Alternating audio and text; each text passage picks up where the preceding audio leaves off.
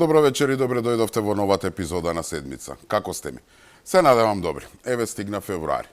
И тоа не да стигна туку како да летна веќе половина месец. Така е, после тешкиот јануари и февруари како најкраток месец во годината него ни осеќаме.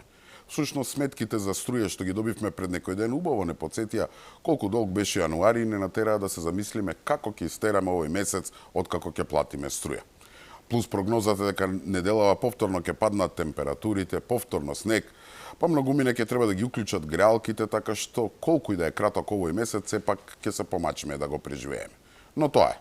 Добро е што полека се ближи март, денот станува подолг, времето ќе се стабилизира, ќе има повеќе сонце и со Господ напред конечно ќе падне и загаденоста во воздухот, па можеби и ќе дишеме малку полесно. Како и да ајде да ја почнеме емисијата. Да бидам искрен. Во теков на минатава недела, кога размислував со која тема треба да се занимаваме во оваа епизода, што е тоа што заслужува најмногу внимание, решив да зборуваме за една светска тема која има големи репрекусии тука кај нас. Станува збор за одлуката на американскиот председател Трамп да ја укине фамозната USAID и распределбата на милионите, ако не и милиардите долари ни светот, да ја стави под директна контрола на Стейт Департментот. Сакав да зборувам за милионите и милионите долари кои се слеале и тука кај нас во Македонија. Милиони кои веројатно само Господ знае како и за што точно биле трошени.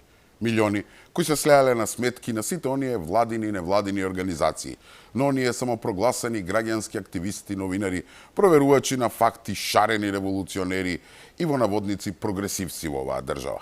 Сакав да зборуваме како биле користени тие пари да се урне една власт, да се растури системот, да се прифати капитулацијата од Преспа и конечно да се смени името.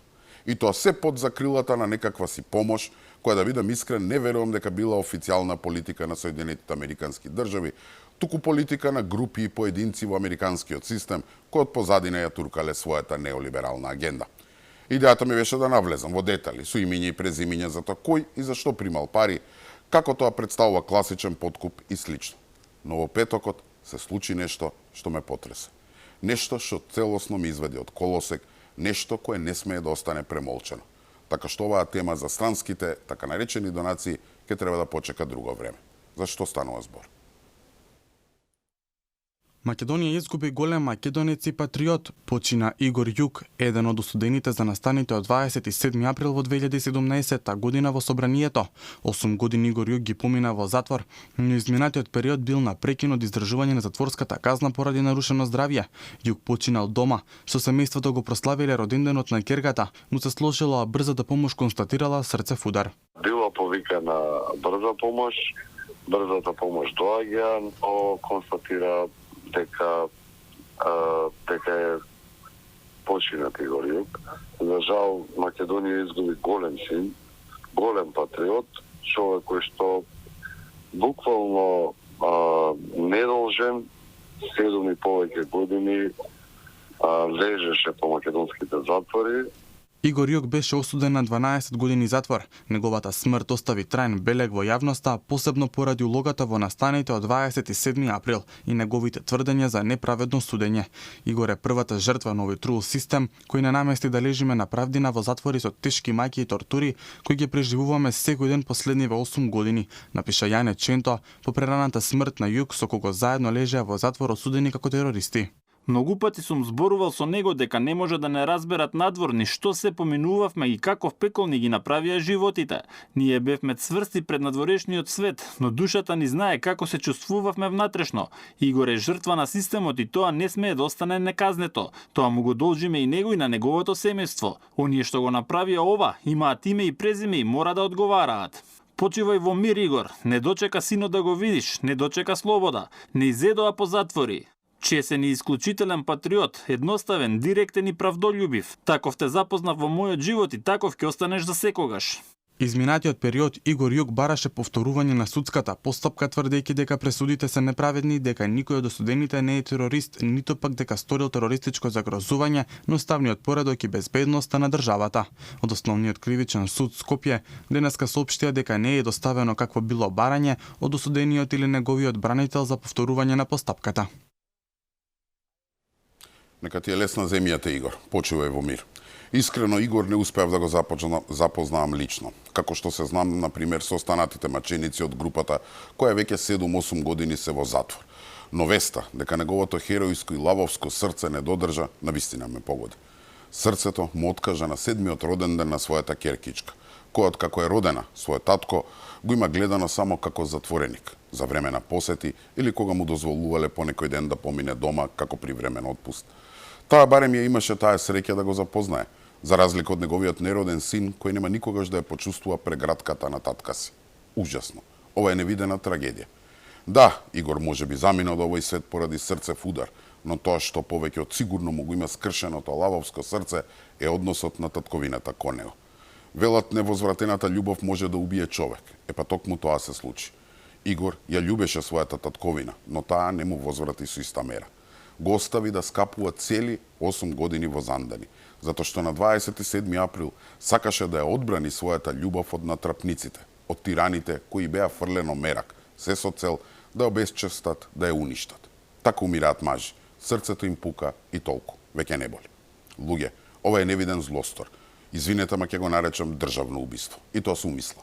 Игор не бараше милост, не побара амнестија. Бараше правда. Бараше неговото име како името на останатите кои се уште во затвор да бидат исчистени од црната дамка кој им ја стави власта на СДСМ и ДУИ, поддржана од ова корумпирано судство, кој уништија цели семејства само за да истераат својата агенда. Не сакаше амнестија, затоа што амнестијата ќе значеше признание дека е терорист и дека како таков државата само му простила. А зашто побогу да му прости? Затоа што ја бранеше Македонија од тирани? Не. Тој не бараше прошка и немаше зашто да ја бара. Сакаше ново судење. Судење во кое ќе се докажеше невинноста. Судење кое конечно ќе исфрлеше вистината на виделина. Вистината дека тој и останатите само ја бранеа Македонија од разните тирани од типот на Заевци, Димитровци, Ахметовци, Џаферовци, Османовци, кои во таа кобна 2017 година насила ја преземаа власта и го почнуваа својот поход за уништување на Македонија. Игор е жртва на заевизмот, кој го спроведуваа рускоска и кацарска. И не ми се верува дека токму минатата недела речиси цела епизода ја посветив на овие 30 луѓе кои се уште скапуваат во затвор заради тоа што ова наше судство продолжува да врши терор врз своите граѓани. И не само минатата недела. Не знам колку епизоди на седмица во изминативе години имам потрошено во обид да го разглобам, разоткријам случајот 27 април. Што се случи тој кобен ден? Што стоеше зад него? Кои беа мотивите и зошто овие луѓе завршија во Зандана како терористи? Некако имам потреба во кратки црти да се повторам вечера. Во таа 2007 година и покрај тоа што СДСМ ги загуби изборите, на сцена веќе беше ставен планот за рушење на власта на ВМРО ДПМН. Тие требаше да паднат од власт по секоја цена затоа што СДСМ и Заев веќе имаа ветено на странците дека се подготвени да потпишат капитулација за името, нешто што голем ден од странците мислеа дека ќе одблокира Македонија и таа веднаш ќе биде ставена на брза трака кон Европа. Знам дека од денешна перспектива изгледа смешно, но тогаш имаше дипломати кои навистина веруваа дека ако се реши проблемот со Грција, се ќе биде решено. Но проблемот беше што Заев и покрај поддршката од странство, покрај излеаните милиони и милиони долари од USAID, покрај разните шарени револуции, не успеа да победи на избори. Се премина на следното сценарио, да се купат Ахмети и Дуи, па на таков начин да се устоличи Заев. И тоа го сторија со прифаќање на тиранската платформа. Народот кој беше гневен и со недели мирно протестираше, тој кобен 27 април, кога на неуставен начин беше направен првиот чекор со кој Заев требаше да ја превземе власта, ја изгуби контролата и влезе во собранието. Не за да го уриваат уставот, туку токму спротивното, да го сочуваат, да спречат негово кршење и така да ја одбранат Македонија. И да, имаше насилство. Да, имаше кршење на инвентар. Да, ја тегнеа Шекеринска за коса. Да, Зијадин Села беше брутално претепан. Да, Заев заврши со раскрвавено чело. Но ниту едно од овие да не го означува делото тероризам и насилно уривање на уставниот поредок. Кривични дела имаше. Од тепачка, нанесување на телесна повреда, учество во толпа, нарушување на јавен ред и мир, кршење на државен имот, напад на службено лице и ред други. Но не тероризам. Има голема разлика. Но знаејќи што следи, односно дека се крчка промена на името, чин кој можеше да доведе до вистинска, не шарена револуција, мораше на некој начин да се исплаши народот. И тоа го сторија преку Игор и останатите 30 на луѓе. Тие беа осудени на драконски казни како терористи. Со други зборови, тие послужија за пример. Што ќе се случи ако некој се дрзне да протестира против промената на името? И не само што послужија како пример, туку врз нив се изживува на секој можен начин. Па нели самата Рускоска се фалеше дека притворите ги барала и ги делела од ракав. Еве ви и дел од личното сведочење на сега покојниот Игор, што се обидувале да му направат. Истекува притворот, али јас сум знаел дека ќе се продолжи и лежам, спијам 4 сата бајле, доаѓа командир, ме влече за нога. И вика: Игор, спремај се. 4 сат, викам: кај ќе идам? Човекот исплашен вика: не знам ништо. Викам: чека да соберам ствари. Само нешто основно. Собирам нешто, 2 кесичиња собрав, идам во дежураната, јас знам која е процедурата при отпуштање од притвор. Значи, треба да се подпише документ дека си отпуштен, дека излегуваш од притворот на затвор Скопје. Влегувам, го гледам главниот командир, уште поизбезумен од овој командирот. Викам: кај да подпишам, дај да подпишам. Јас не знам ништо, излези надвор. Ако си бил во затворот Скопје, ќе знаеш дека црната капија на притворот е во средина на затворот. Значи, се наоѓаш во центарот на затворот Скопје. Се отвара црната капија. 2 пинцгауера паркирани вака со пуштени рефлектори, луѓе во полна опрема, со качунки, со автоматски пушки, викаат: рацете горе! Ме апсат во сред затвор, човек. Ме вадат од ќелија, ме апсат во сред затвор. Ме свртуваат, ставам раце на капијата, ме претресуваат. Од Господ еден човек вика: извини брат, мораме. Ме пикаат во пинцот и идеме. И тогаш во мојата глава се прават филмови. Сега човек си нормално викаш: чекај бе, што направи овие? Како направија? Ќе ми изфрлат негде од пинцот, ќе ми дунат еден метак у глава, ќе ми стават пиштол у рака, ќе кажат: сум избегал, тука ме начекале, сум пукал со пиштол во нив, они ме убиле. Дури такво така сценарио. На прва звучи оваа приказна реално. Дури такво сценарио мене во главата ми се вртеше. Ама гледам, не ме возат надвор од град, гледам, ме возат на кај Пролеќе. Ме довезува во Пролеќе, влегувам во канцеларија, седи тој главниот, не знам по чин што ми биде на смената, вајда главен, и ми вика човекот, ми дава документи, вика: ова треба да го подпишеш. И ме гледа, чека да излезе тој другиот што ме доведе. Кога излезе тој другиот, ми вика: немој да подпишуваш ништо. Викам: зошто? Па прочитај, вика, што пишува. На документите пишуваше, вика: догледане во близина на затворот Скопје и од страна на специјалните единици е лишен од слобода.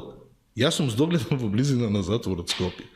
Ми изведоа од соба, од затворска ќелија ми изведоа, и на 20 метра од таа ќелија ме уапси усред затвор.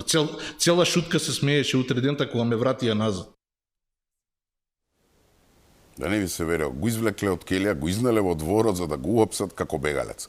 Ова мислам дека ни фашистите во Втора светска војна не го правеле.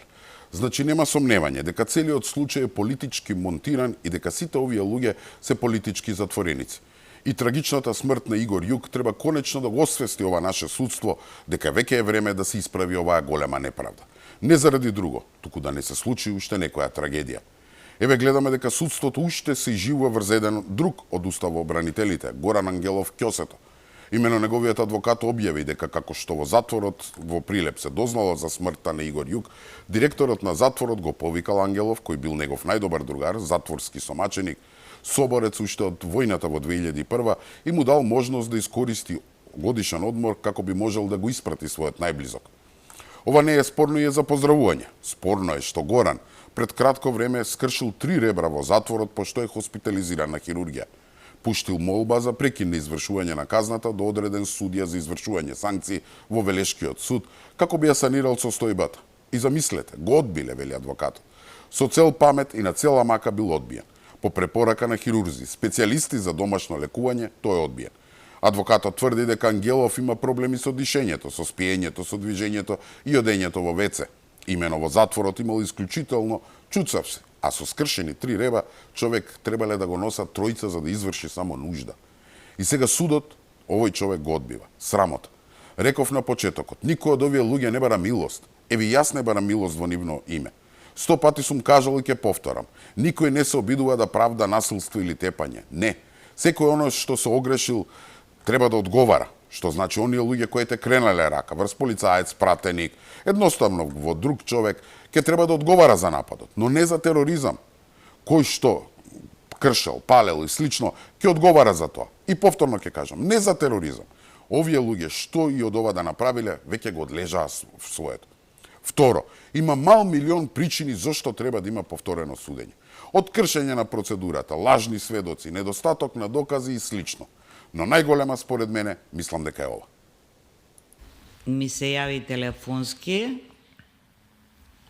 пред носење на закона за амнестија да ја извршам преквалификација на делото. Јас одбив. И после уште еднаш или два пати... Кој би барал преквалификација? Заев. На кое дело? Ова за 27. И што би бараше? Па да биде некое полесно кривично дело. И вие сте одбиле? Да. А како ви викаше, поради која причина? Поради уставните измени. Работава било пазар некој? Не, од кај мене јас реков, викам, тоа не е само моја одлука, тоа е одлука на колегиум на Републичкото обвинителство во проширен состав со колегите од Вишото обвинителство. Ова е влијание. Значи, Обид за влијание. Не, он се обиде да ме замоли, јас одби, викам, вие донесете си закон за амнестија, јас викам преквалификација не вршам. Ако ова признание на Русковска не е доволна причина за ново судење, не знам што треба. Па луѓе, обвинителот кој го водеше целиот случај јавно признава дека тогашниот премиер и вртел на телефон за да бара преквалификација на делото. И тоа кога? Кога му требале гласови во собранието за да го смени името. Па таа уште гордо вика дека го одбила и го советувала да си донесат закон за амнестија. Па што не го пријавила тогаш? Значи, ако ова признание не е доказ дека станува збор за целосно монтиран случај, ја не знам што треба. Ако ова не е доказ за да падне случајот, стварно, на вистина, веќе не знам. И трето, пред некоја недела нели падна случајот организатори на 27 април, така што тие што судот ги смета за организатори на тероризмот се ослободени, затоа што за нив ете важи амнестијата. А тие што според истиот тој суд се само извршители, лежат 200 години робија. Ова само кај нас може да го има. Немојте погрешно да ме разберете. Воопшто не мислам дека првите треба да лежат затвор, туку спротивното, дека вторите треба да се на слобода. Тероризам и насилно уривање на уставниот поредок на 27 април немаше. Затоа мора подитно, без било какво одлагање, да бидат пуштени на слобода овие луѓе и ние како народ да најдеме начин да им се одолжиме за тоа што го поминаа. И конечно, да се отвори нов случај 27 април, но во него сега да се гонат сите оние политичари, почнувајќи од Заев, па преку Русковска, Кацарска и кој све не, кој го конструира и спроведа овој политички прогон. Тоа би било вистинска правда. Но да видиме дали во Македонија има некој таков судија, вистински патриот, кој како луѓе што лежат зад решетки, ќе собере хаброст, па ќе донесе одлука нив да ги пушти и да ги гони вистинските виновници. Но со нашево судство тешко. И сите знаете дека Игор Јук не е прва жртва на ова наше уништено судство. Па луѓе, само пред една недела пред него, нели бевме сведоци и бевме во шок на едно друго убиство, кој е исто резултат на овој наш трул систем. Знаете за кого зборувам? За трагичната смрт на младата Фросина. Веднаш да ви кажам дека воопшто немам намера да навлегувам во детали.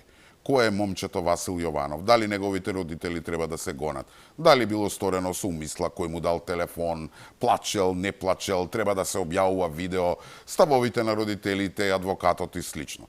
Знам дека ќе ми критикувате, а многу ми не ќе ме пцујат, но искрено мислам дека сите малку претеравме со сите тие детали.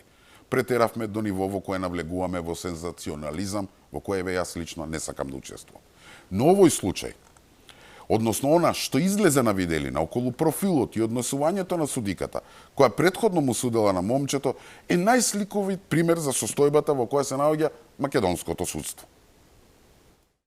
Семејствата на сега притворениот Васил Јованов, кој со своето дивјачко возење го одзеде животот на младата Фросина Кулакова и судиката Даниела Алексовска-Стојановска биле поврзани пред повеќе од 15 години, мајката на Јованов и сопругот на судиката која место затворска казна за трговија со дрога за 20 годишникот пресуди поблага мерка, 5 години биле колеги, работеле во иста фирма во периодот од 2003 до 2008 година. Тоа може да се види со проверките на нивните јавни профили на професионалните социјални мрежи. Кај сопругот на Алексовска-Стојановска стои дека се уште работи во таа компанија, а има ангажмани во фирма поврзана со истата. На профилот на мајката на Васил Јованов стои дека биле колеги нешто повеќе од 5 години во периодот од јануари 2003 до февруари 2008. Поради оваа фактичка состојба се поставува прашањето дали судиката воопшто и смела да одлучува во предметот на Јованов. Пристрасноста е основ поради кој судија би требало да биде иземен или самиот да се иземе од процес. Уште поголем сомнеш дека може да има пристрасност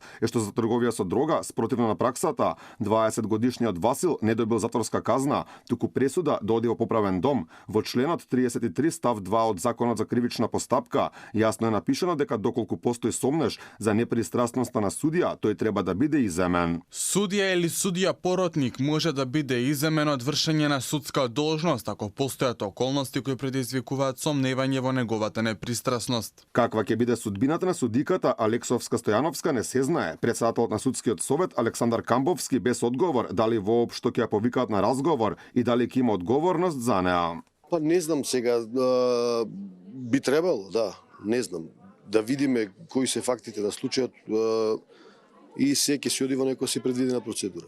Ние будно следиме, да, цело време. Што не значи дека ќе отвараме некоја постапка против судивката или пак дека нема да отвараме, така не сакам сега да прејудицирам. За сега реагираше министерот за правда Игор Филков, ја разреши од телото за реформи во правосудството, судиката која го навлече гневот на целата јавност, се барат одговори зошто иако осуден го пуштил Јованов на слобода до правосилноста на пресудата. Да не ви се верува. Нема ништо спорно што сопругот на судиката работел со мајката на Јованов. Спорно е што судиката, кога и дошол во раце предметот за дилање на дрога на Васил, требала веднаш да се иземе, без разлика каков бил предметот. Ама не, таа си продолжила со судењето и ете на едно младо, проблематично момче кое тргнало на погрешен пат, наместо да го искара и казни за да се освести, му прогледала низ прсти и наместо вистинска казна пресудила некаква си воспитна мерка.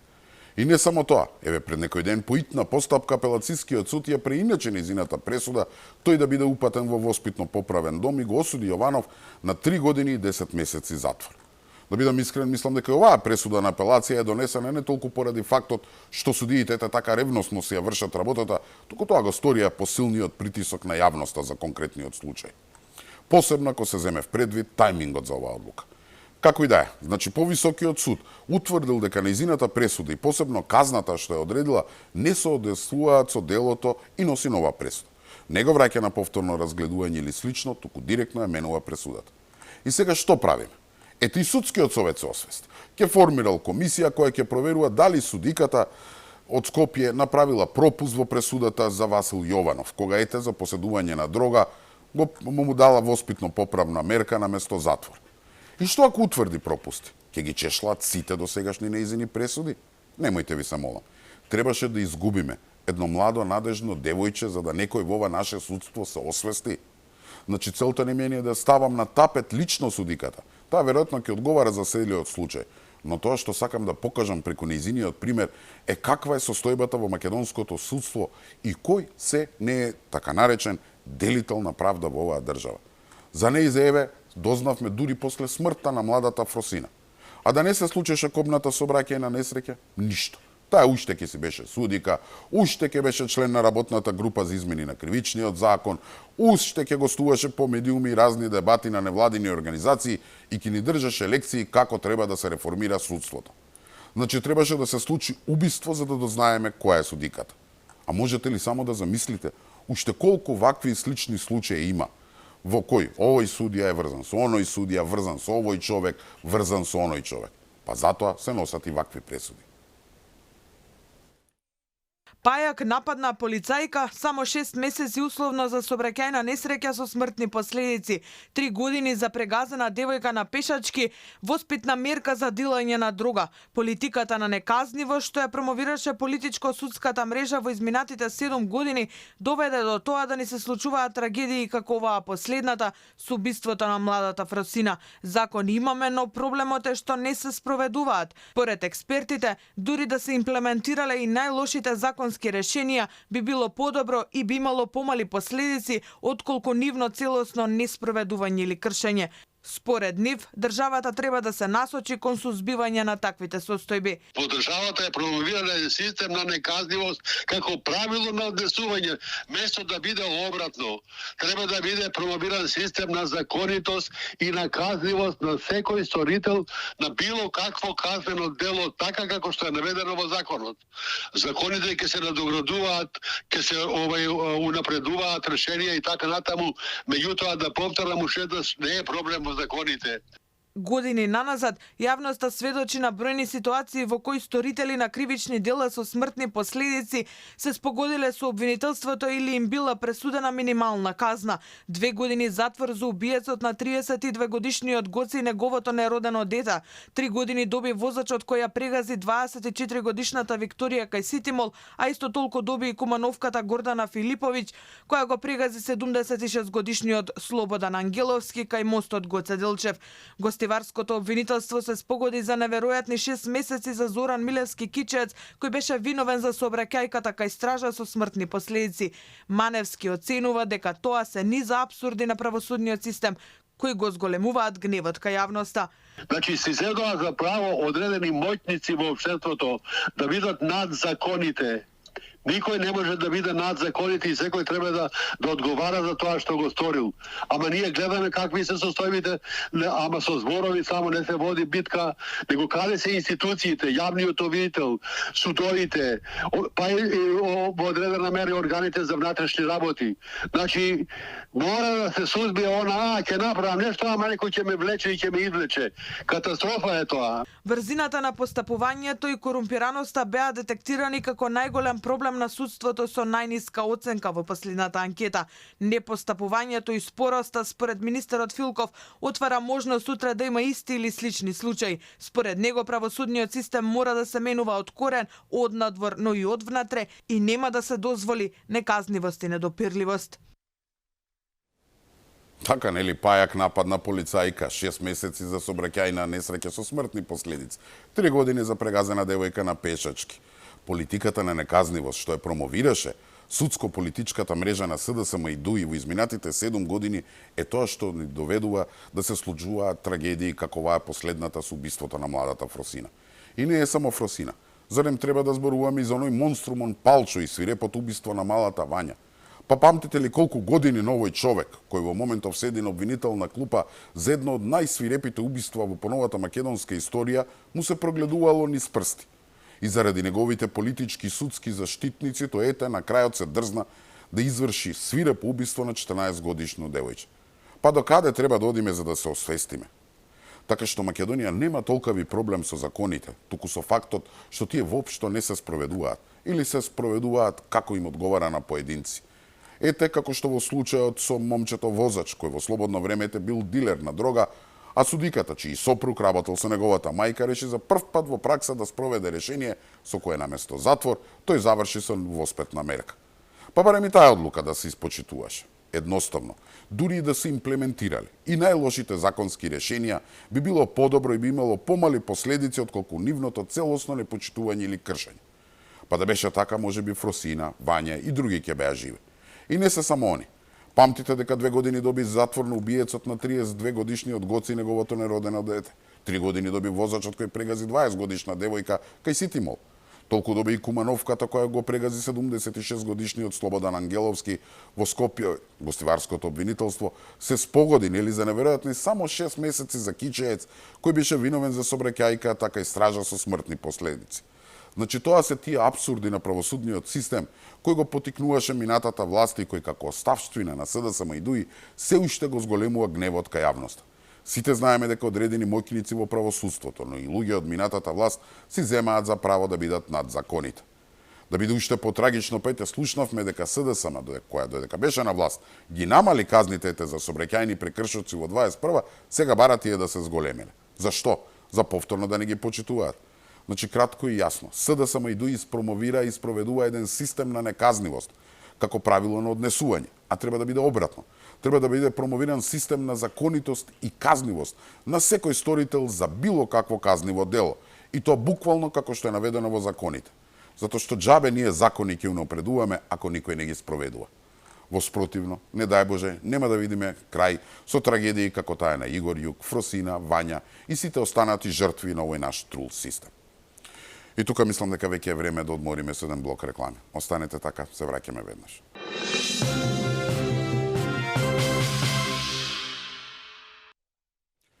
Добре дојдовте назад. Еве сме при крајот и на оваа епизода на седмица. Знаете, тука имам уште некоја минута да прокоментирам уште некоја тема. Пред рекламите зборувавме за жртвите на нашиот трул систем, односно за индиректните жртви на корумпираното и нефункционално судство. Така што сега малку внимание да посветиме на тоа како да се реши овој проблем. Треба да се удри директно по чело. Премиерот Христијан Мицкоски официјално бара разрешување на 5 членови на судскиот совет, како прв голем чекор за реформа на правосудниот систем. Иницијативата оди преку пратеничката група на ВМРО-ДПМН, која со поднесување на интерпелации во собранието бара новие членови кои се поставени од пратениците да им изгласа недоверба. Според премиерот, барањето е поднесено поради тоа што судско-обвинителскиот систем кај нас се претворил во едно мочуриште кое изобилува со контроверзии и со скандали. Ние не можеме да направиме целосно распуштање, нити пак можеме за така кратко време да ги детектираме аномалиите.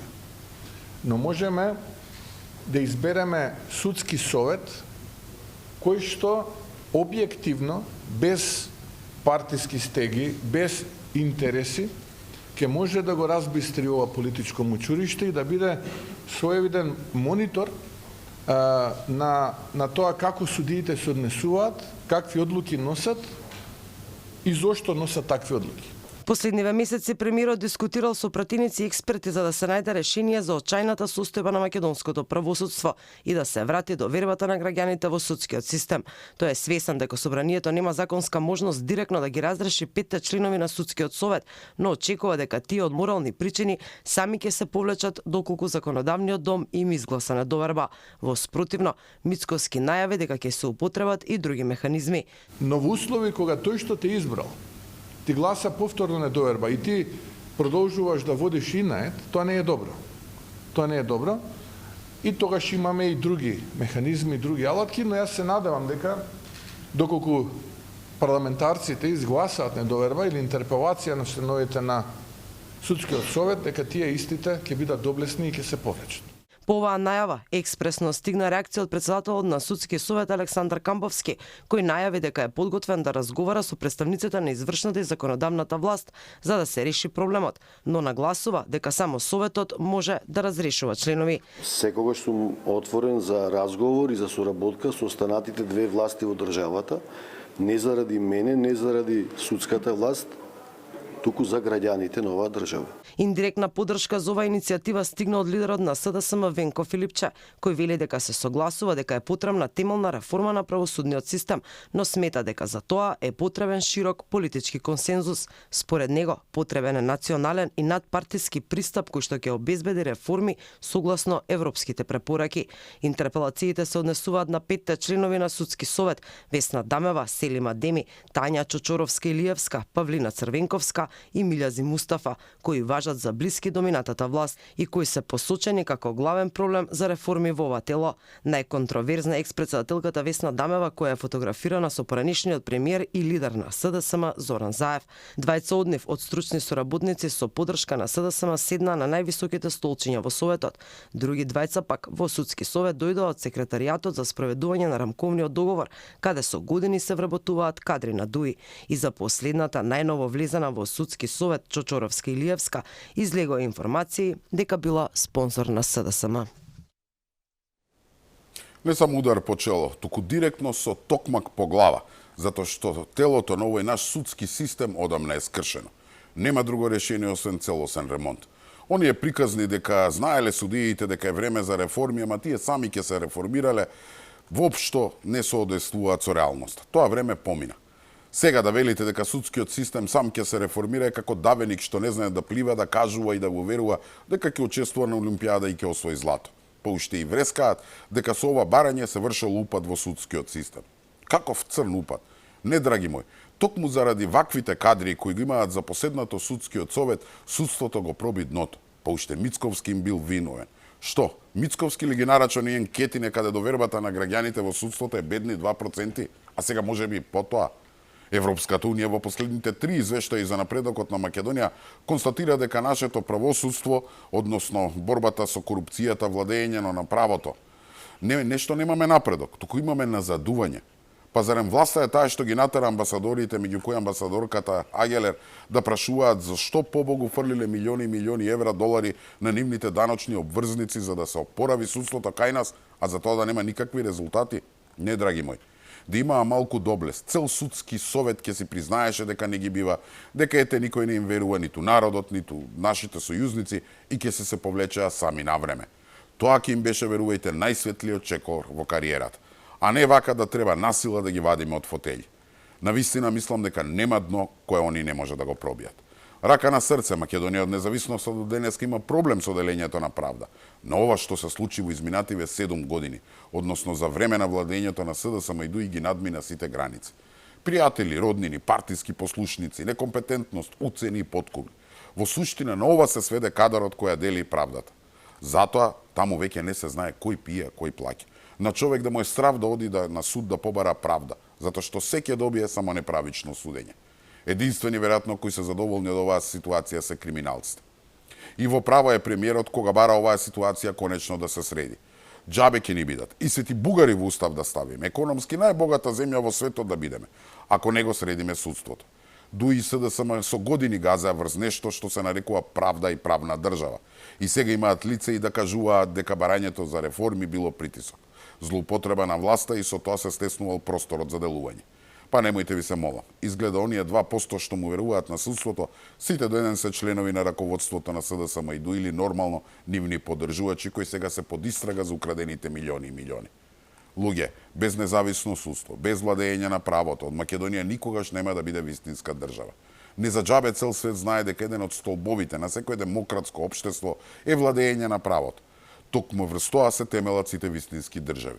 И не случајно нели првото поглавје кое се отвара во преговорите со Европската унија се фундаменталните вредности владење на правото. Замислете само да ги почнеме преговорите и го отвориме ова поглавје. Што ќе покажеме? Срам ми е да помислам. Дојде време. Всушност времето одамна веќе измина да отвориме ширум прозорот и да се ослободиме од штетниците кои го кочат развојот на Македонија. Така што барањето за интерпелација на членовите на судскиот совет, односно нивното разрешување, треба да биде само првиот чекор кон целосно фабричко подесување на правосудниот систем. Или со другови зборови, време е да го рестартираме. Онака како што правите кога ќе ви се закочи компјутерот. Друго чаре нема. И тука ја завршуваме и оваа епизода на седмица. Се надам дека го задржав вашето внимание. Со Господ напред се гледаме за една недела на исто место во исто време. Имајте пријатна вечер.